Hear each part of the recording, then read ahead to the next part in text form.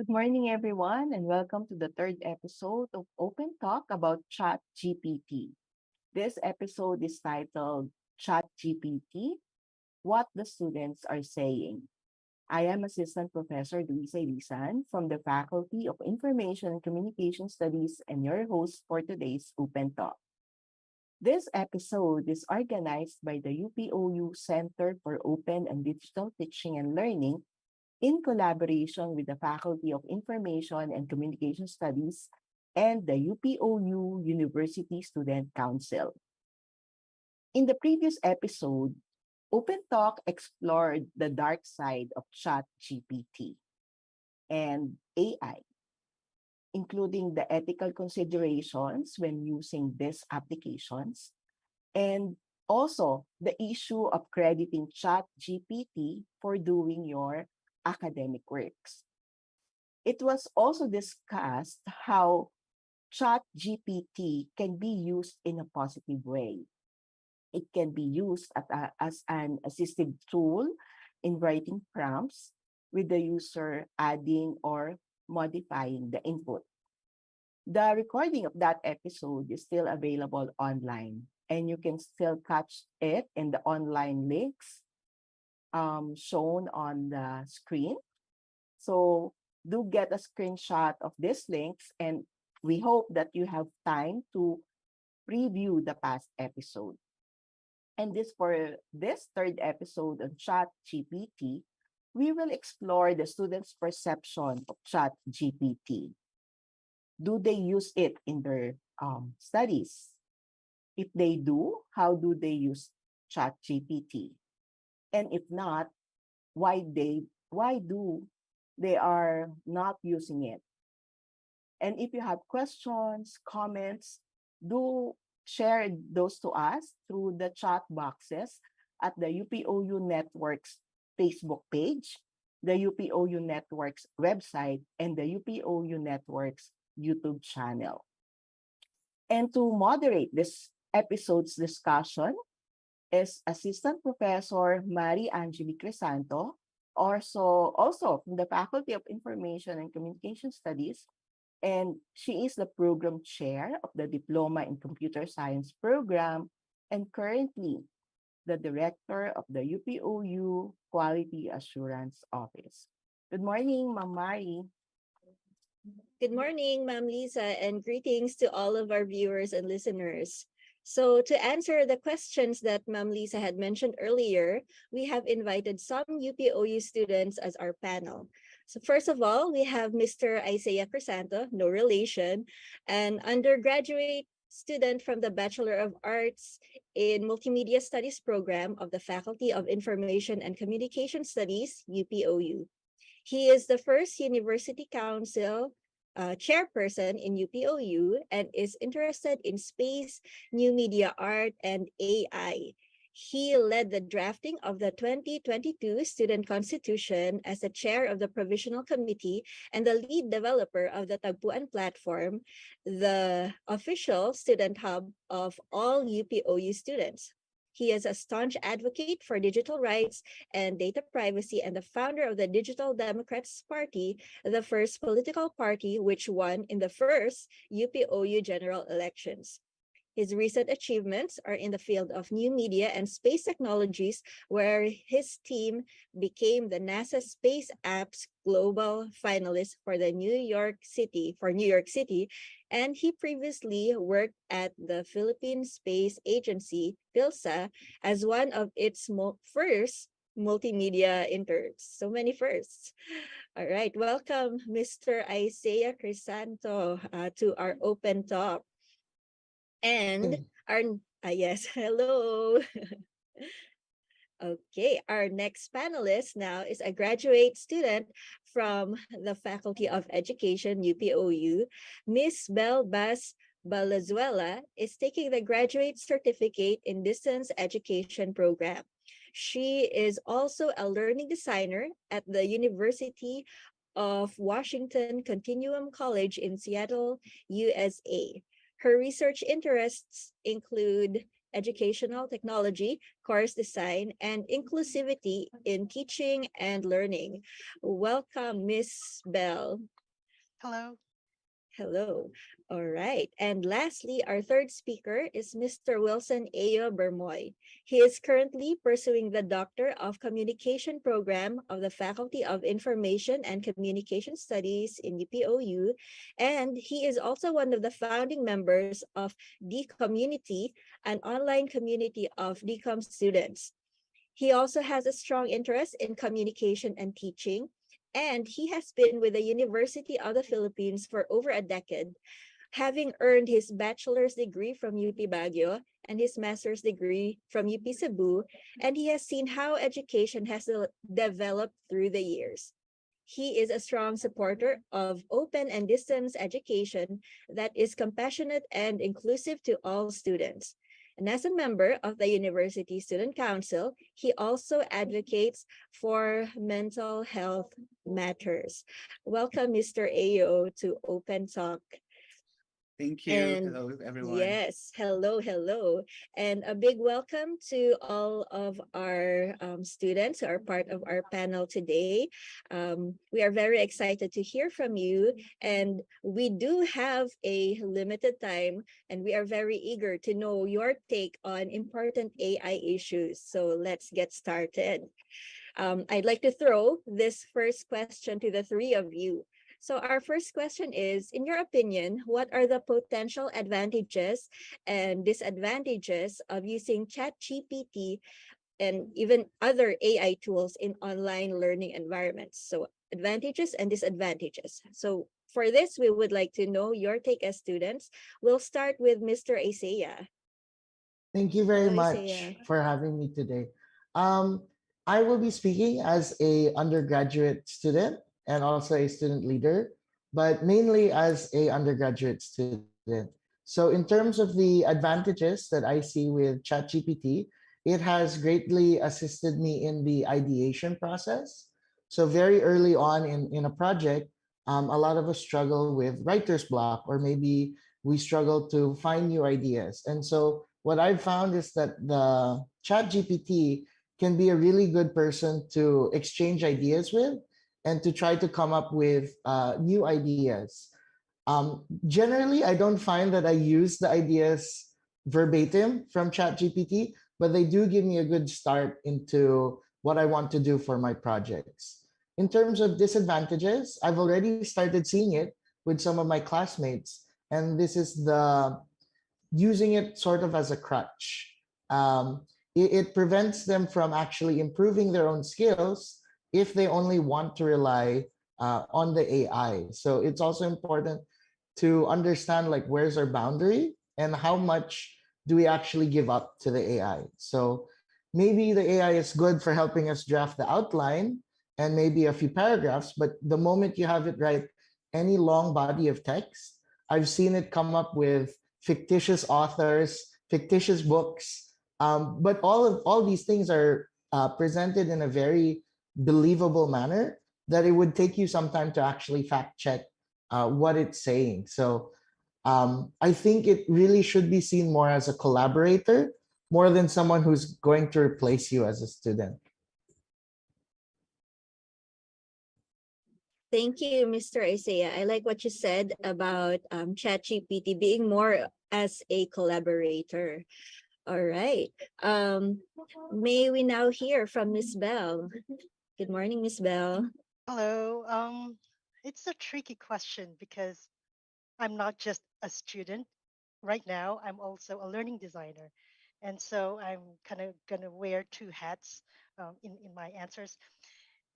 For advantages, it could be used as it could seem to be like an advantage, like a usability tool for work because it's fast and that. But um, the original idea that the way Chat GPT was conceived was to chat with, but now it has penetrated our educational platforms, and so whatever it is generating has no basis. It's just like a product, like any other product, and so it's not that reliable.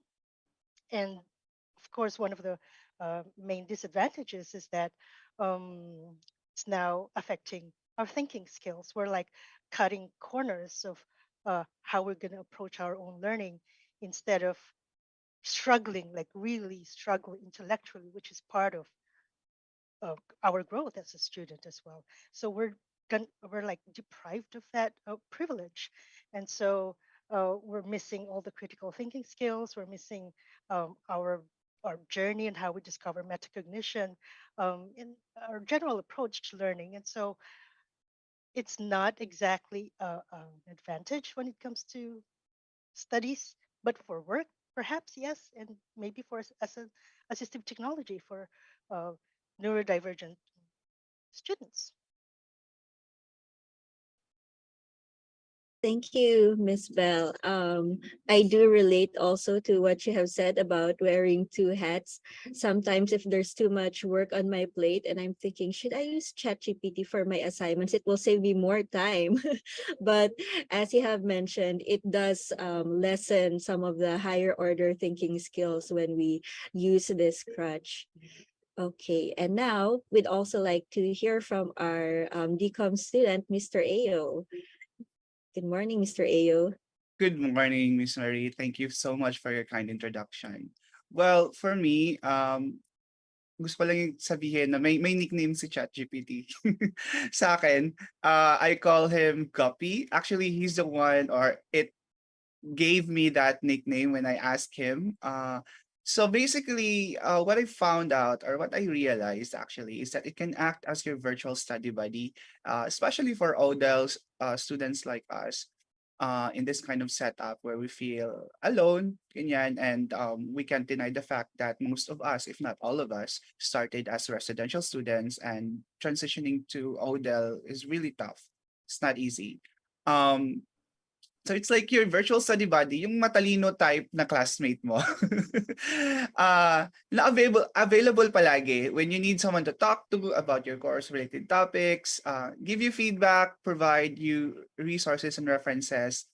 And not only that, it can act as your tutor. Sabi nga, 'di ba, collaborator kasi it can provide you gamified activities, quizzes, and interactive exercises, more than the fact that it can also explain concepts.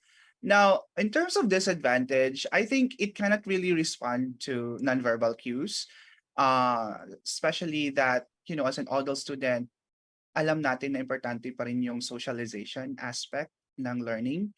And ako, I did my best when I started the community. It started as an online support group or study group, and now it actually has members of our alumni and our um, current students as well. So it cannot really provide you. It lacks emotional support, although it can understand emojis, can understand emoticons. It cannot provide the human touch, so to speak, that some students require to feel connected to their learning experience.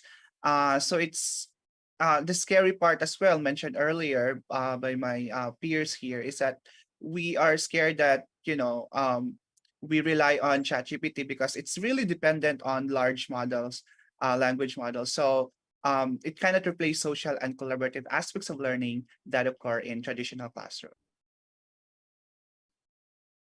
Thank you, Mr. Ayo. That was an interesting take as well on saying na parang study buddy natin, virtual study buddy, ang ChatGPT. And really, if you're in an ODEL institution taking up distance education, sometimes it can feel like you're all alone in your studies, and someone to throw questions with and ideas with is a huge Yes. help. So I think, yeah, that's one of the good uses of ChatGPT. You've also mentioned something about the human touch, and this relates to our next question because many people are wondering how ChatGPT will eventually evolve in the future.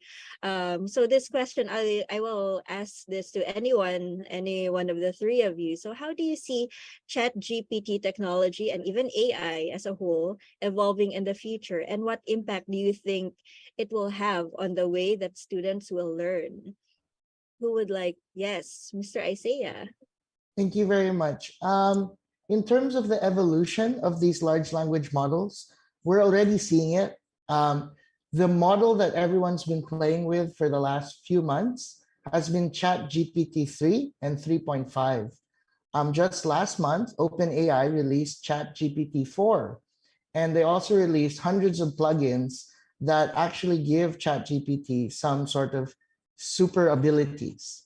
So one of the things that I am really interested in when I saw the new release of their model was the use of a multimedia model. What this means is that ChatGPT can now understand images, it can now listen to audio, and they're also trying to make it work on video.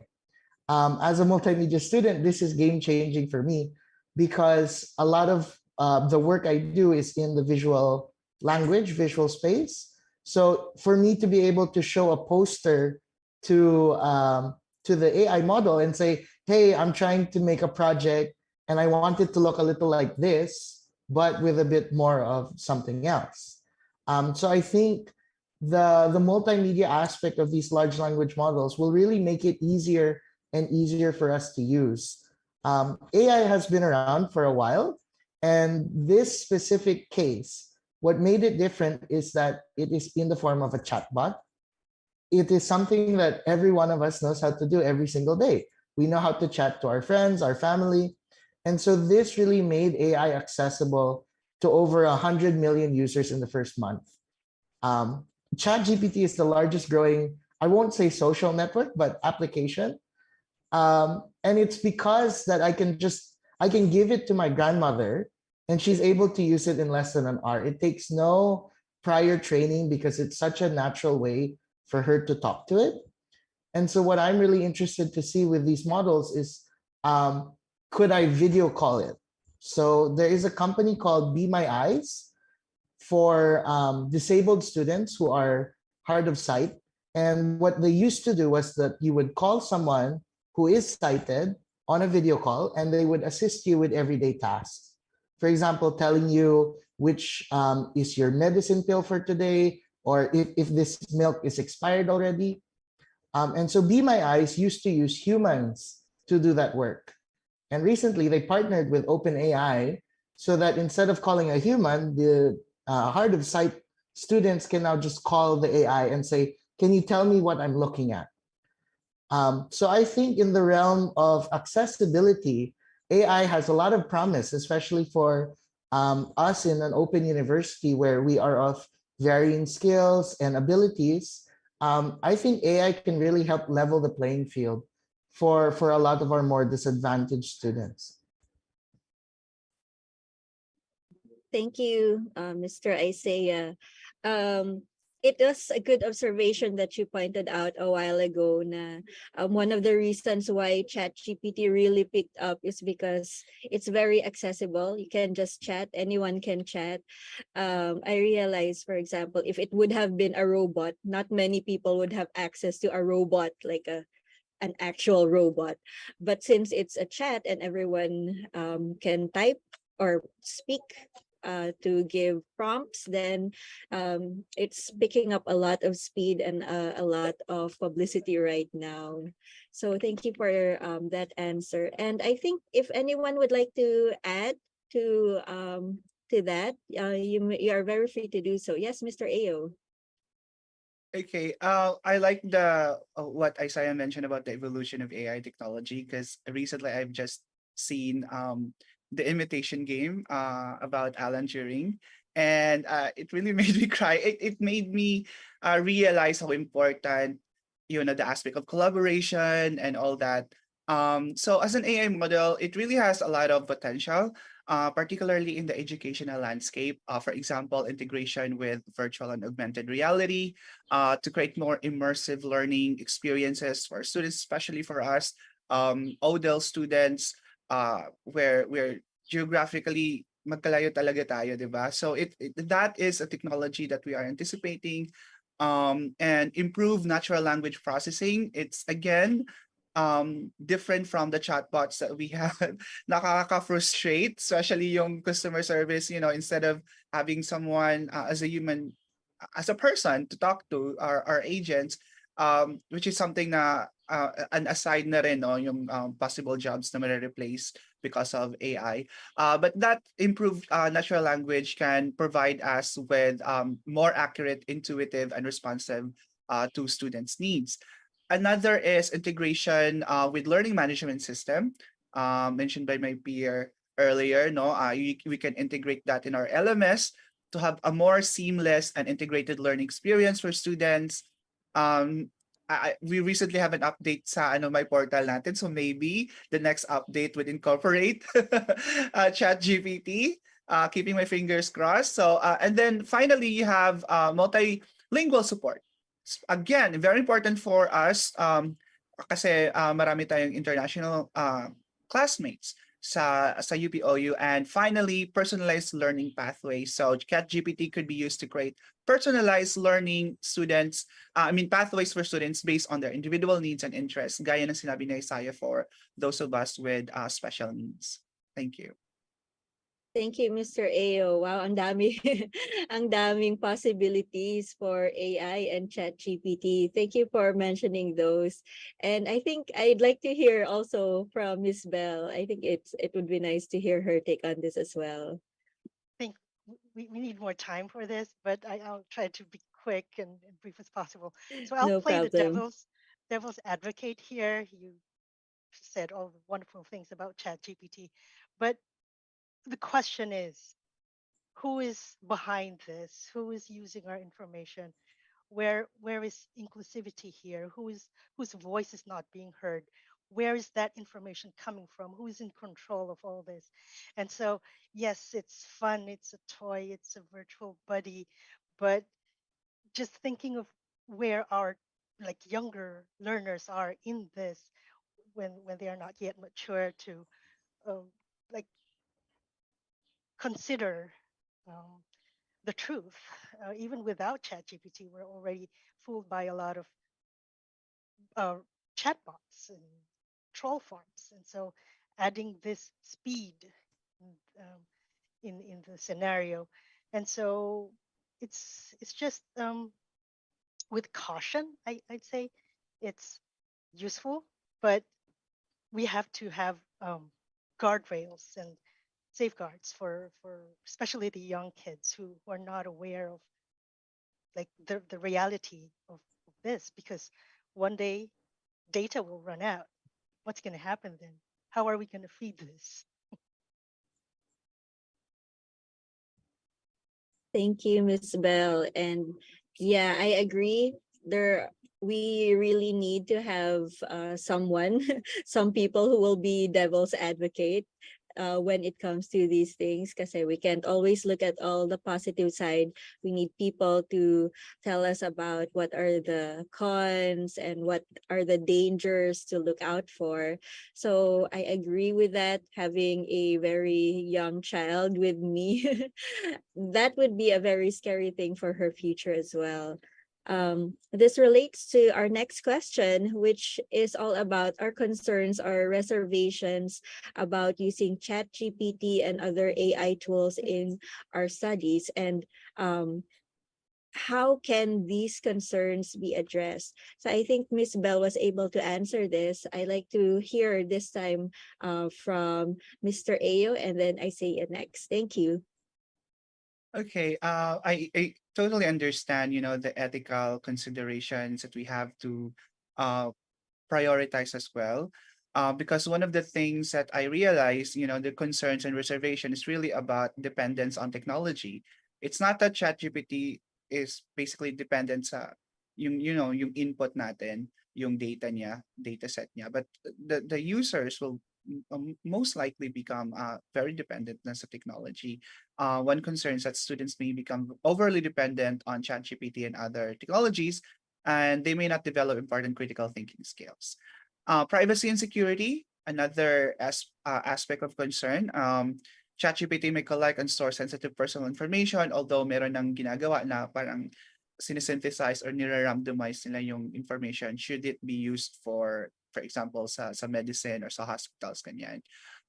Accuracy and bias, mentioned to ni Miss Bell, sino ba yung mga muted voices dito? Of course, we can try to ask ChatGPT to speak like a teenager or something like that. We can even translate certain composition. But at the end of the day, um, is it something, of course it will only reflect kung ano yung mga biases ng creators, or the data that it's using.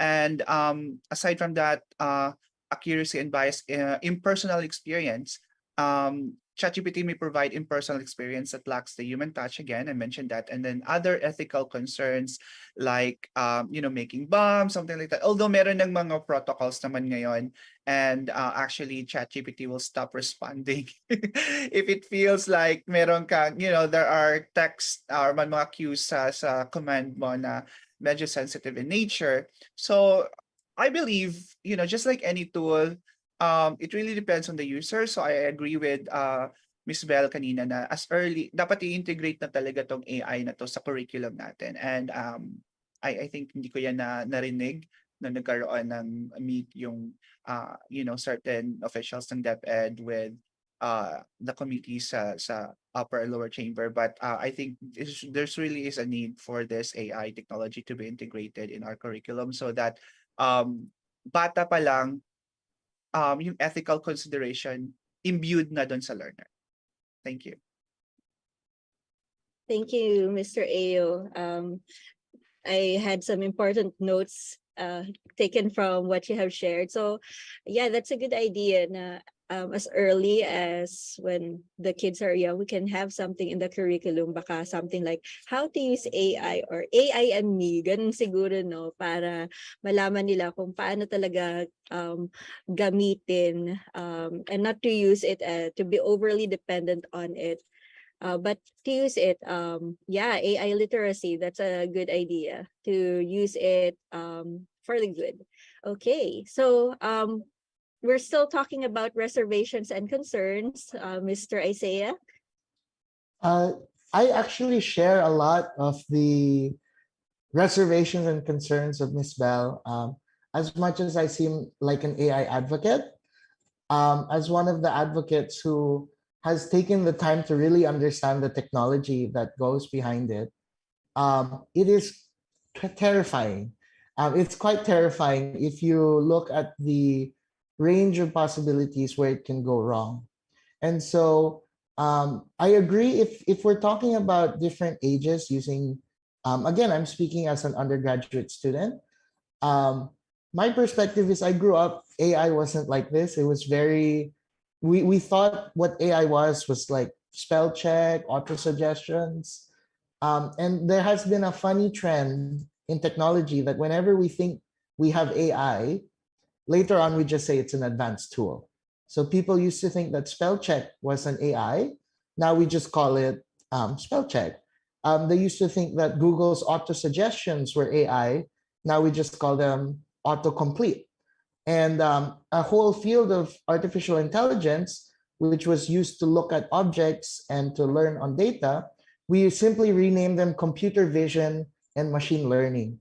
So as humans, we have a tendency to downgrade these AI as time goes on. We will start to say, oh, it's just a chatbot, maybe, instead of calling it AI. But what I think is really different this time around is that people are beginning to suspect that we may be able to achieve what they call AGI, or artificial general intelligence.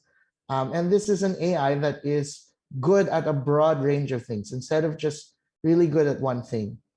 And I think we should trust our younger students a little more. I have two siblings who are 12 and 15, and they understand completely that the AI is not a person. And in fact, they call me out whenever I personify it by saying he or she.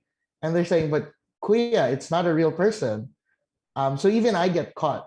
But I think the one that I'm scared more for are the babies, are the children who will grow up with it from the start. So I'm not that old yet, I'm only 22, but I didn't grow up with a touchscreen because they were only released in 2007. But I've already seen the difference with my younger siblings who have never known a world without touchscreens, who have never known a world without social media. Um, and it's very, very different. And so one of the dangers, as Ms. Bell pointed out, is the who is left out in these conversations. I know that we're talking about ChatGPT, which is made by OpenAI, which is an American-based company with American funders. And if you look through their company website, you won't find a single Filipino working there or working on this AI research. And so in my travels with AI, what I've found is that it doesn't quite understand our culture. It doesn't quite understand our language as good as it does with English. So for example, I asked the AI to give me a list of different silog variants, which is sinangag at itlog. So it gave me top silog, long silog, hot silog. But then after a short while, it immediately started saying lobster silog, clam silog. You know, obviously to us as Filipinos, nobody's ever made lobster silog, but that doesn't mean it can't exist. But we know that that's not one of the top types of silog. And so I started, investigating this further. And I had one AI generator for images, so DALL-E and Midjourney. I asked if it could create a typographic poster in Chinese characters. It worked great. Korean characters, it looked amazing. Japanese still works, but then when I asked it to make a poster in Baybayin, it completely failed.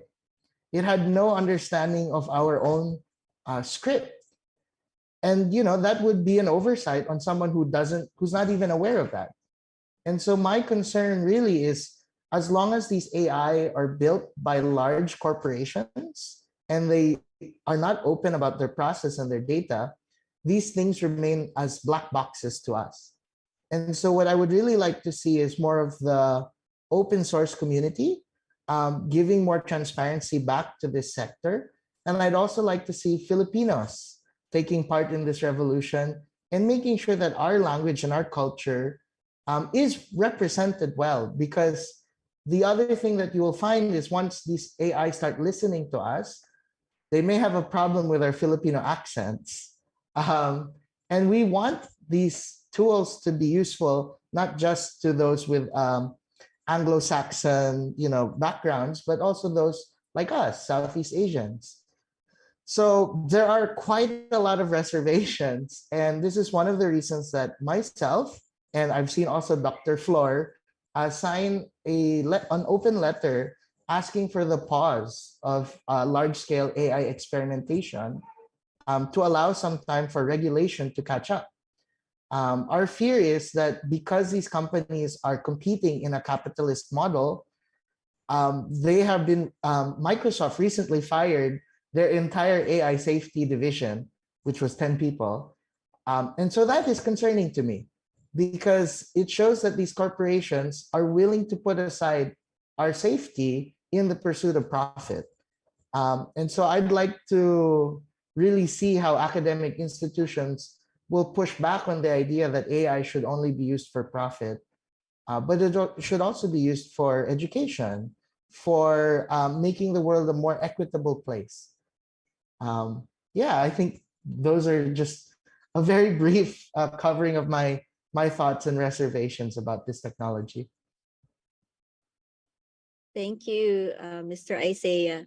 So you raise a lot of good points on representation and on being careful with our younger generation. I'm taking good note of that, having a 3-year-old.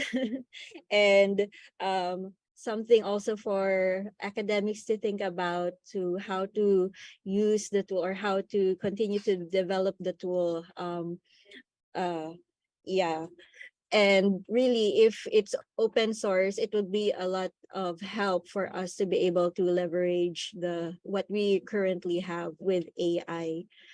Okay. All right. So a while ago, some of you have mentioned on what do you call this, on how chat gpt and AI is being used to foster inclusivity, and we'd like to hear more about that. So I think this is related to how chat gpt can address the challenges and limitations of traditional learning methods. um, May we ask Miss Bell to give us more insight about this? Okay. Thank you. Now I'm gonna wear my educator hat. And That's great. so, uh, the thing that I worry the most is that we are, with this tool, we're going to deprive learners of their internal voice when they try to negotiate meaning internally, just without any tool or anything. I believe that's where the learning comes from. So I'm going to quote George Orwell. He says, if people cannot write well, they cannot think well. And if they cannot think well, others will do their thinking for them.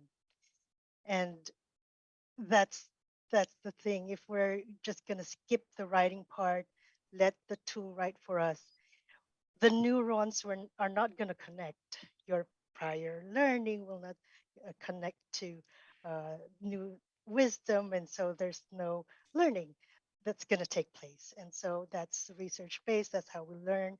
When we try to uh, uh, have something like new information latch on to our experiences, and so that step, just tiny step, if we skip that, I don't know where we're going to end up. And so I think I'd say my suggestion to the world, or to the world of educators, is that we focus back on the process. And so that's where formative assessments come in. Instead of focusing on the product, which is just an essay, we have to focus on the process, the thinking process. How did you come up with this? What did you learn? What is the strength? What is the weakness of the tool? And so, because learning is a struggle, and it's risky, but then the higher the risk is for failure, then the higher the stakes is. And so um, many students will be even more motivated to cheat if they know that there's a lot of stake involved. But if we lower that stake, we lower that anxiety, and then let them just enjoy the process of learning, I think that's a good path to pursue. Thank you, Miss Bell. That's a very good point that indeed we should really focus more on the process, more than the product.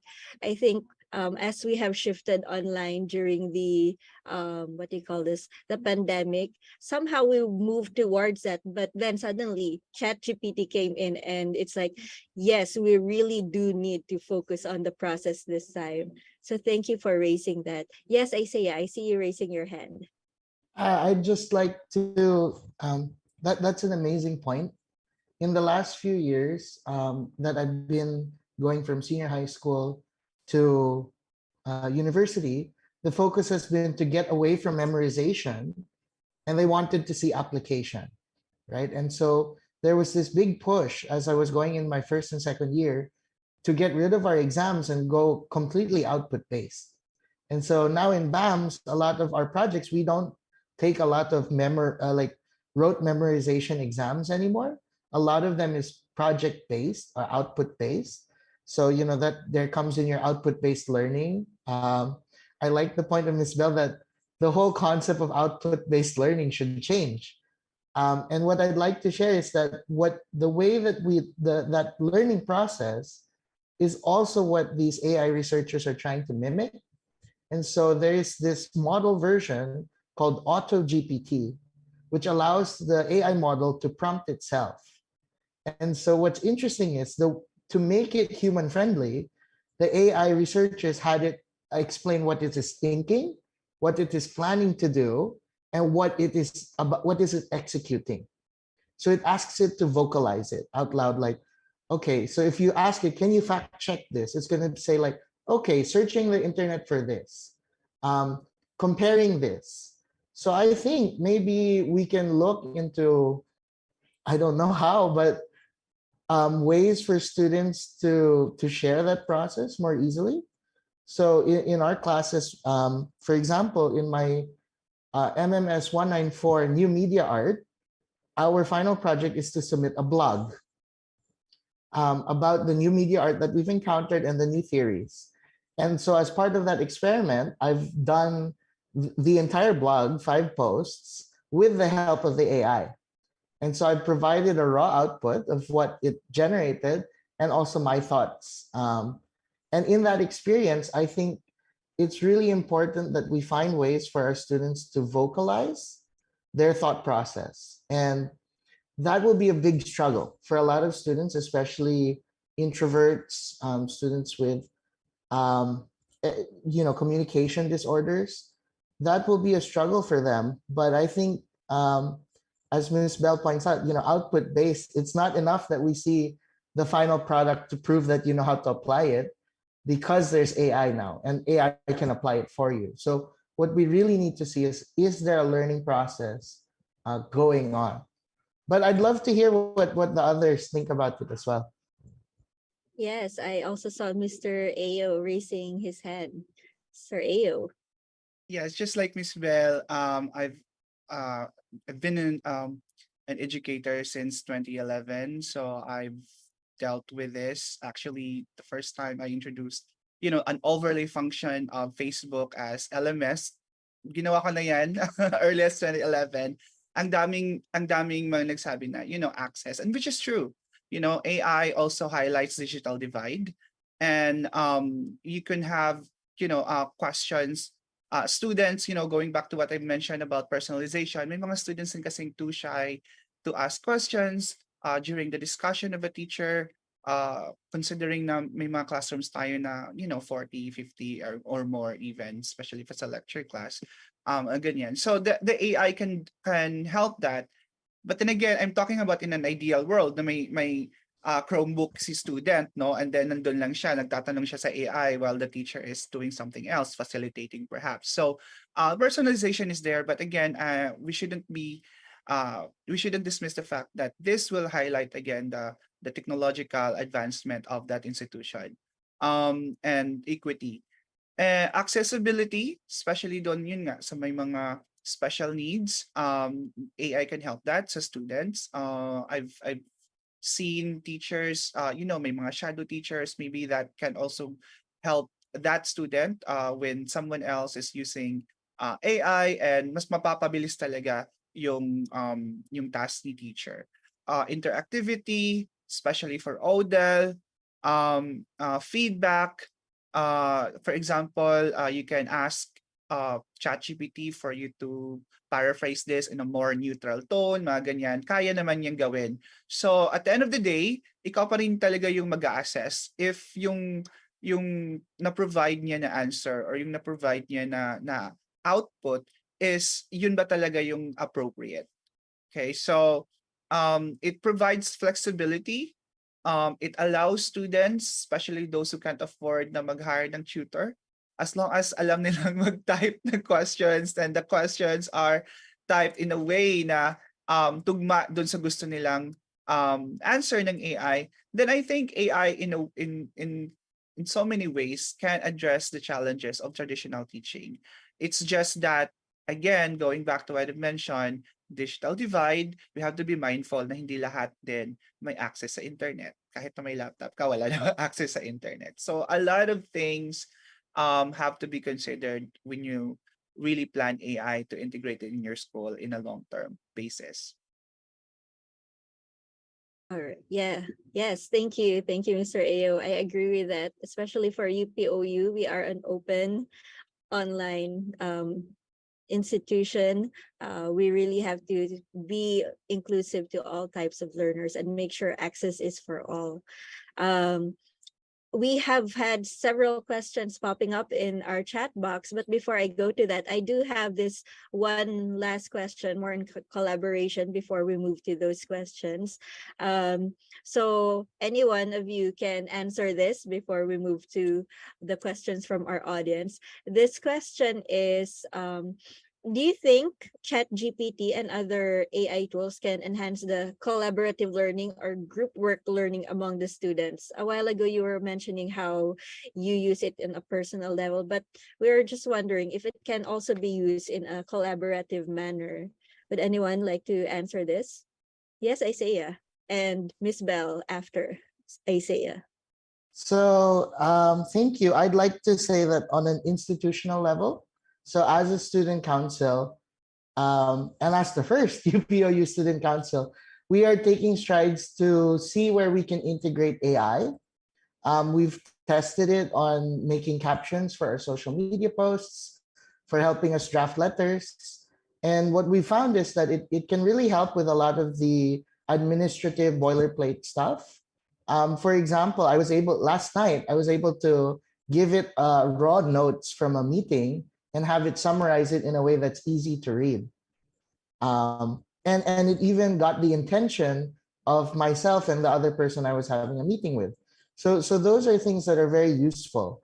But I want to get back to what Aya was saying about professors. Like when we're talking about AI, as a student, I'm also interested how my professors are using it on me or with me or against me. Um, I know that my fellow students here are also fellow educators. So I'm not yet an educator, but I have done some tutoring for younger students. And um, even within our My Portal platform, there are some tools that allow you to analyze student behavior. And so my question really is like, what are the policies, what are the guidelines that we will give to our faculty when it comes to the use of AI in the classroom? So, for example, in one of my classes, our professor has made it extremely clear that he will not accept any AI generated work in his class. Whereas my thesis advisor has been very open to me using it as long as I mark, as long as I put a disclaimer on which work is mine and which work is of the AIs. And I've also read a paper by our very own ICTDO director um, who developed a neural engine that can check essays. And so for me, that's something that's also interesting because if as a student, I can just generate essays and my professors can just check them with more computers, then we'll have a university of robots, not of people. And so I'd be really interested, like what rights, as a student leader, I have to ask, what rights do students have when it comes to their data and the use of AI training on them? So, if any professors currently do a research study, they send out a consent form at the start of the class. My question is, will these be enough as we start feeding our students, my outputs as part of your training data? And I get that it's for our benefit, but in the case, for example, where the teacher is using an AI to help check a paper, who is responsible for that? If it gets it wrong, is it the teacher who used the AI? Is it the programmer who deployed the AI? And do we as students have an option to opt out? Is that something that I can say in the future that I go into class and I'll say, hey, I would like to have a real teacher check my work. I haven't done that yet, but I don't think it's too far fetched that we will start asking for those things. And so, really, moving forward, like as UPOU, as the National Center for Excellence in Open and Distance Learning, I think it's incumbent on us as the country's leading ODEL institution that we should come up with ethical guidelines, not just for students, but for faculty and staff. How do we use this across our entire organization? And I hope that when we do have more discussions about that all stakeholders are involved. Yeah, that's all. Thank you. Yes. Thank you very much, Mr. Isaiah. Those are very important points that you raised. As a teaser, I think this might be discussed in our fourth episode of our open talk, and it would be interesting to really know what's next, especially for our institution. So thank you for raising those. Those are well taken note of. And I think Miss Bell raised her hand a while ago. So yes, may we hear from Miss Bell? Okay, I'll just be quick. I agree with Isaiah. I think that students should be part of the conversation. We should be co-creators of our learning. And so, from a learning designer perspective, I think that we can just assign, designate all the lower thinking skills for like the AI can do that, can identify, can recall, can the list enumerate, but then after having that information, then that's where the students will be able to synthesize, evaluate, create. But the initial steps, I think that would be a good way to use AI um, in collaborative means. Thank you, Miss Bell. So yeah, I remember what Mr. Isaiah also said a while ago na in my understanding, it's like one of the group mate na yung masipag lang gumawa ng mga menial task. That's one of the ways that we can use AI in the collaborative learning and group work. So Okay. thank you. Yes, Mr. Ao, go ahead. All right. Just to add to what my colleagues here mentioned. So, yun nga, sabi na tanong ko rin to sa professor ko, and he said there will AI and technologies, there will be two steps ahead talaga. And meron talagang gagawa for bad, meron din sa good. And for me, importante talaga na mapaliwanag ng mabuti ng isang guro sa estudyante na we're talking about testing integrity, we're talking about your own learning, and you may be able to fool other people, but at the end of the day, you cannot fool yourself, right?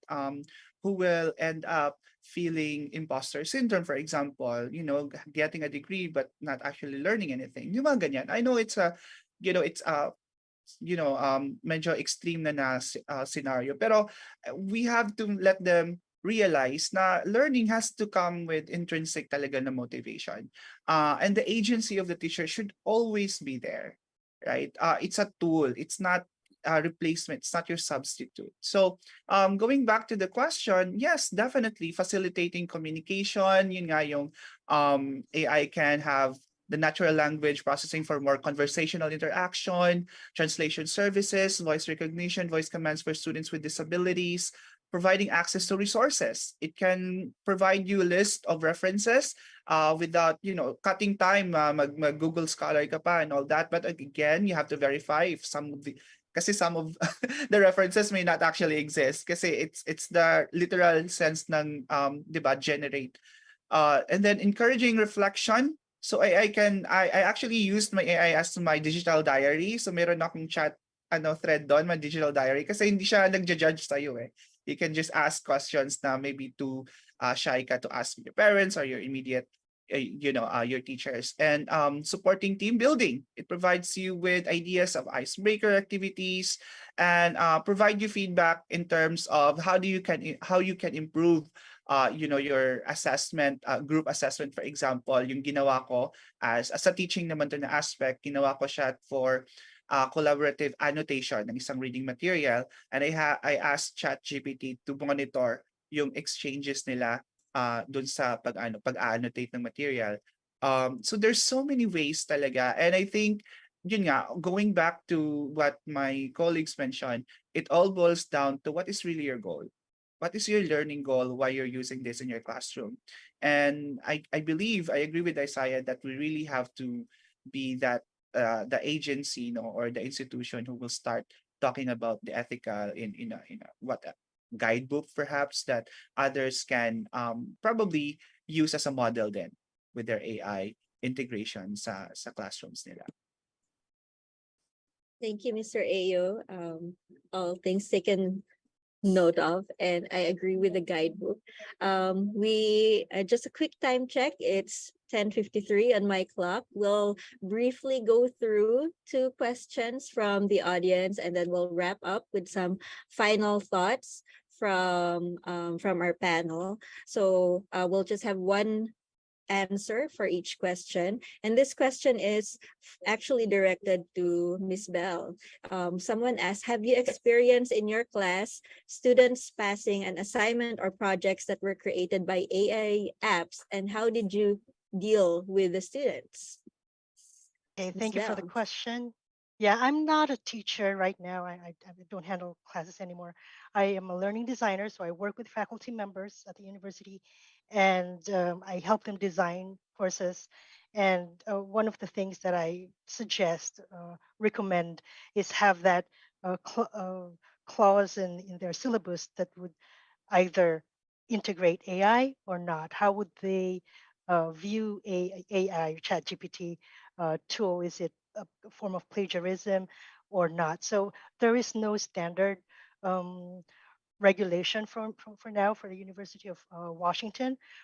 It's a very open ended suggestion for all the faculty members.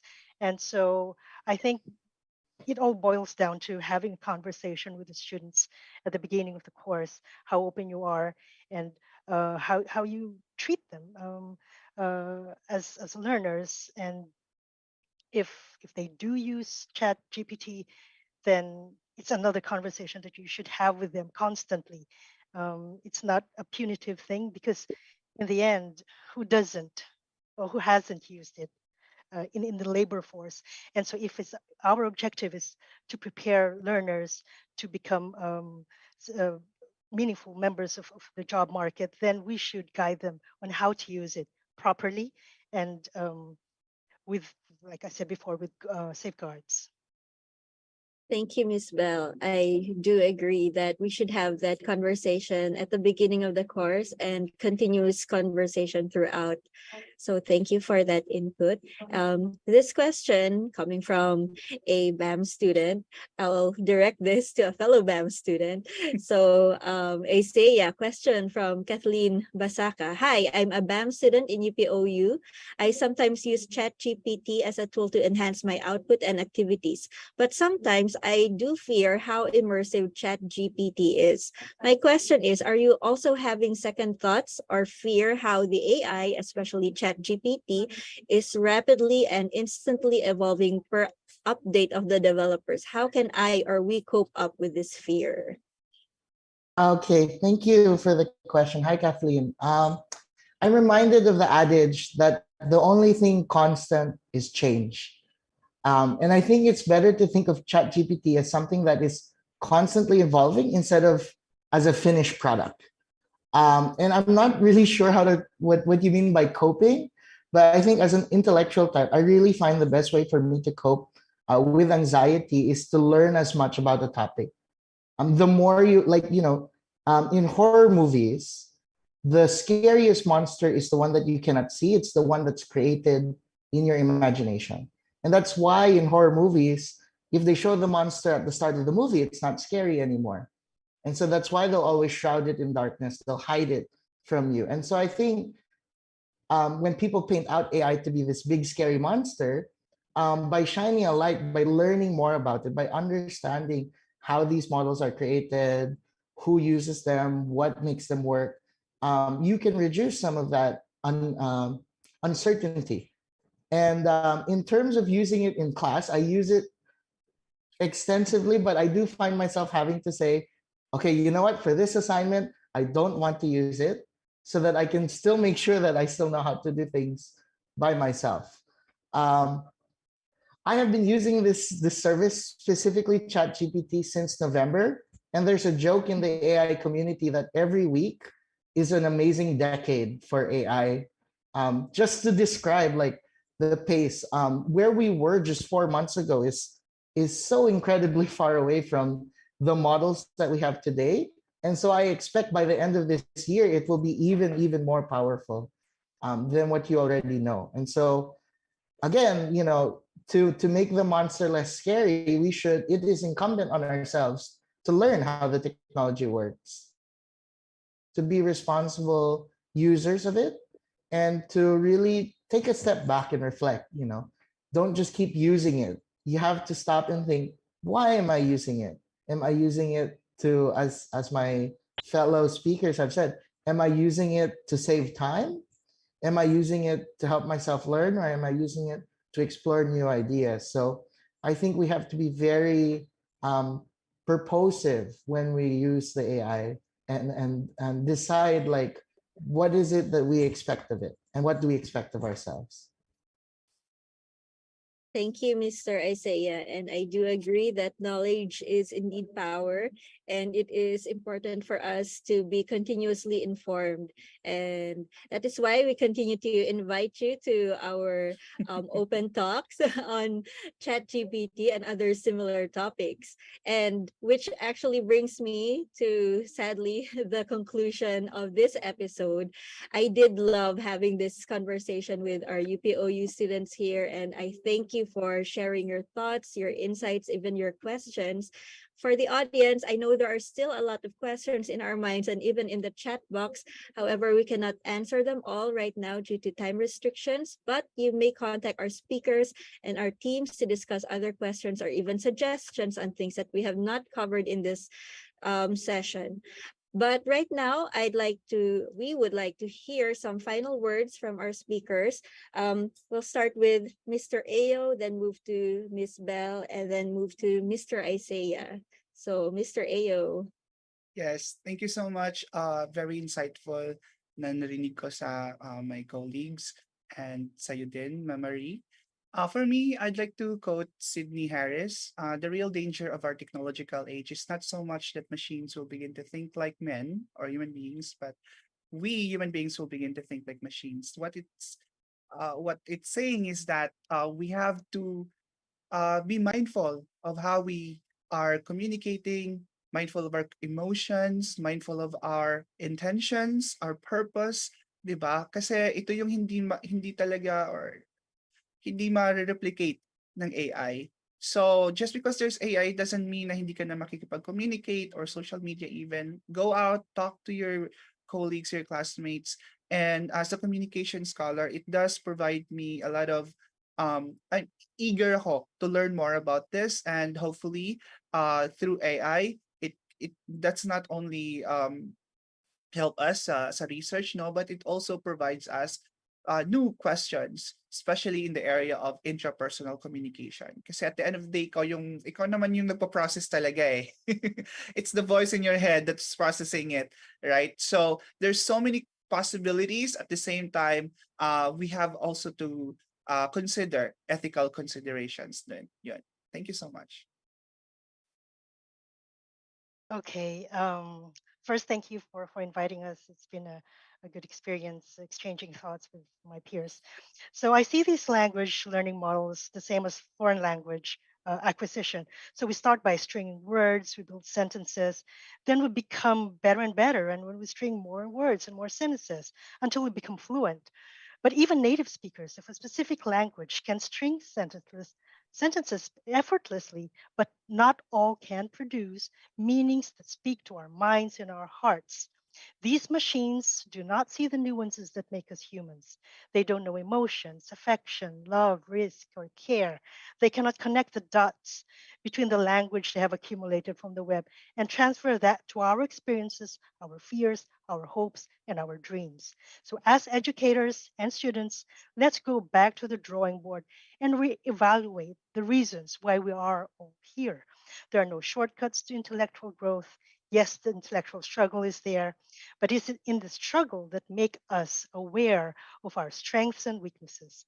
Without this, we will not be able to develop a better version of ourselves. And at this rate, if we let these machines rob us of thinking, they can and they will overtake us in the future. Thank you. As perhaps the youngest speaker here, I'd like to give a message of hope to my fellow students.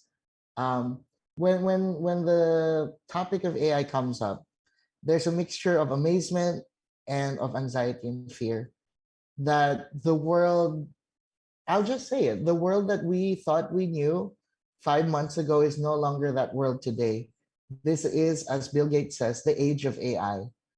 And I am so interested in the biggest problem with AI today, which is what they call the alignment problem. And so, what the alignment problem says is that how do we create AI agents, AI systems that align with our human values and intentions? How can we create systems that understand what it is that we are trying to do? And so, I think as students, we will be experimenting, we will be dealing with this in the next few years. It's really important that we think about how do we help collaboratively create these tools that can align with our human values, of peace, prosperity, love, you know, how do we align them? Maybe they will not understand, as Miss Bell and Ayo have pointed out, maybe these robots really will never understand our emotions. But maybe if we can get them to align with our human values, that will be enough. And thank you again so much for having us here today. It's been a very, very enlightening discussion. Yes, thank you so much to our very insightful speakers. We loved having you here. And right now, I'm going to turn over the floor to our host, Ma'am Lisa. Thank you very much, Ma'am Mari. And thank you to our speakers, Isaiah, Bell, and Ayo. That was really indeed a very insightful discussion. There are so many learnings, and I think there will be more discussions to come. And I think we should not stop discussing about this chat GPT or AI as a whole, as there are more implications to talk about. Of course, during the discussion, it was pointed out that chat GPT is a collaborator or a virtual study tool or virtual study buddy. However, it was also pointed out that GPT can affect improvement or development of one's higher order thinking skills. So questions on biases and accuracy of chat GPT were also raised. Uh, Alignment issues was also discussed by Isaiah. And as Ma'am Bell said, there should that safeguards must be put in place regarding its use, especially among young users. She also mentioned that there is no shortcut to learning. So we should not let the machine overtake our learning. Okay, thank you everyone. And also we would like to thank our Open Talk viewers for tuning in today. And we hope that you will join us again for the fourth episode of Chat GPT. Details on this episode will be posted in UPOU official Facebook pages. But before we end the program, I invite you to send your feedback about today's discussion. And you can access the evaluation form through the link and QR code that is now flashed on your screens. And also, shown on the screen are the names of lucky viewers who gave their feedback to the previous Open Talk episode. They will be receiving UPOU souvenir items. Again, thank you everyone and see you in the next Open Talk episode. Thank you po.